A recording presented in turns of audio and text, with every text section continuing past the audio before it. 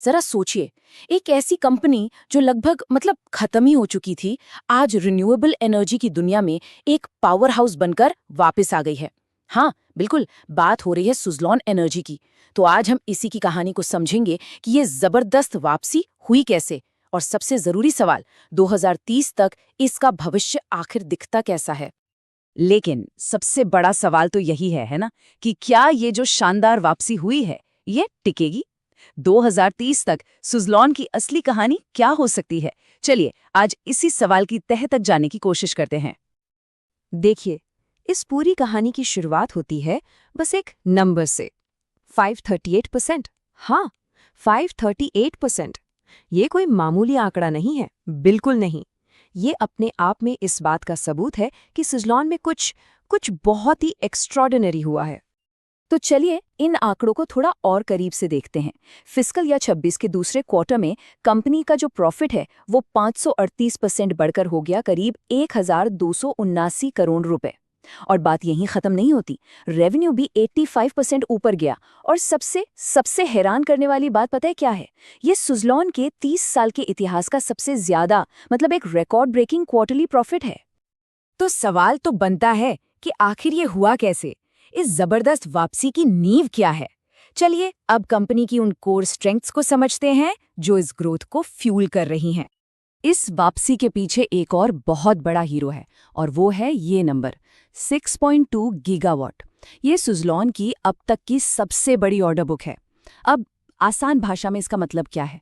मतलब ये कि कंपनी के पास इतना काम पहले से ही है कि आने वाले कई सालों के लिए उसकी कमाई लगभग पक्की है। तो इस मैसिव ऑर्डर बुक का असली मतलब क्या है? सीधा सीधा मतलब ये है कि अगले 2 से 3 साल तक तो कंपनी के पास काम की कोई कमी नहीं है। ब्रोकरेज रिपोर्ट्स की माने तो ये कंपनी के फ्यूचर रेवेन्यू के लिए एक बहुत ही मजबूत गारंटी की तरह है। सुज़लॉन की एक और बहुत बड़ी ताकत है जिसे कहते हैं मैन्युफैक्चरिंग मोट। अब ये क्या चीज है? जरा सोचिए, एक ऐसा मजबूत किला जिसे कोई भेद ही न सके। सुज़लॉन ने अपने लिए ठीक ऐसा ही एक किला बना लिया है। मतलब वो टरबाइन के ज्यादातर हिस्से खुद ही बनाती है। इससे होता क्या है? लागत कम होती है और वो अपने कॉम्पिटिटर से हमेशा एक कदम आगे रहती है। तो इस किले के अंदर है क्या क्या? करीब 4.5 गीगावाट की सालाना कैपेसिटी है। ब्लेड्स, टावर्स, सब कुछ सुज़लॉन खुद बनाती है। इसका सबसे बड़ा फायदा ये है कि सप्लाई चेन पर उनका पूरा कंट्रोल रहता है, और जब जरूरत पड़े वो आसानी से अपना प्रोडक्शन बढ़ा सकते हैं। और सिर्फ इतना ही नहीं, कंपनी की फाइनेंशियल हेल्थ भी अब बहुत सुधर गई है। सीधी सीधी बात करें तो कंपनी पर अब कोई बड़ा कर्ज नहीं है, और उसके पास कैश भी भरपूर है। ये मजबूती उसे भविष्य में ग्रोथ के लिए एक तरह से पूरी आज़ादी देती है। लेकिन रुकिए, ये कहानी सिर्फ सुज़लॉन की अपनी अंदरूनी ताकत की ही नहीं है। कुछ बाहरी फैक्टर्स भी हैं जो इस ग्रोथ को आप कह सकते हैं कि सही हवा दे रहे हैं। सुज़लॉन की इस सफलता में सरकारी नीतियों का भी बहुत बड़ा रोल है। देखिए, सरकार मेक इन इंडिया पर जोर दे रही है, और इसका सीधा सीधा फायदा सुज़लॉन जैसी डोमेस्टिक कंपनीज को मिल रहा है। ये सब भारत के 2030 तक 500 गीगावाट ग्रीन एनर्जी के एक बहुत बड़े लक्ष्य का हिस्सा है। और जाहिर है, सुज़लॉन इस लक्ष्य को पूरा करने में एक की प्लेयर बन गया है। ठीक है, तो अब तक सब कुछ बहुत अच्छा लग रहा है, लेकिन एक बैलेंस व्यू रखना भी तो जरूरी है ना? तो अब सिक्के का दूसरा पहलू भी देखते हैं। उन पोटेंशियल चैलेंजेस पर नजर डालते हैं जो आगे आ सकते हैं। तो सवाल ये है कि क्या ये ग्रोथ स्टोरी इतनी सीधी है जितनी नजर आ रही है, या इस चमक के पीछे कुछ रिस्क, कुछ खतरे भी छिपे हैं? जवाब है हाँ, बिल्कुल हैं, और इन्हें नजरअंदाज करना एक बहुत बड़ी गलती होगी। मोटे तौर पर 4 बड़े रिस्क हैं जिन पर नजर रखनी होगी। पहला है एग्जीक्यूशन।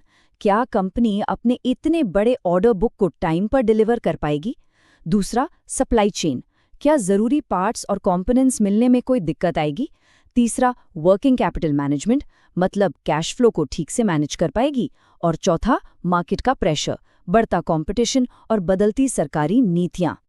तो उन सब बातों को पॉजिटिव्स और नेगेटिव्स दोनों को ध्यान में रखते हुए चलिए अब 2030 के एक लॉन्ग टर्म व्यू पर नजर डालते हैं। और हाँ, ये बात याद रखना जरूरी है कि ये कोई भविष्यवाणी नहीं है, बल्कि अलग अलग सिनारियोज का एक एनालिसिस है।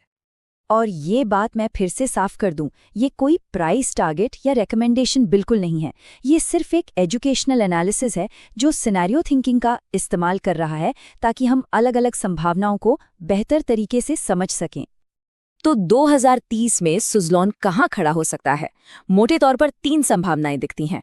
पहला, बेयर केस, यानी सबसे खराब सिचुएशन, जहां कंपनी को ऑर्डर्स पूरे करने में दिक्कतें आती हैं।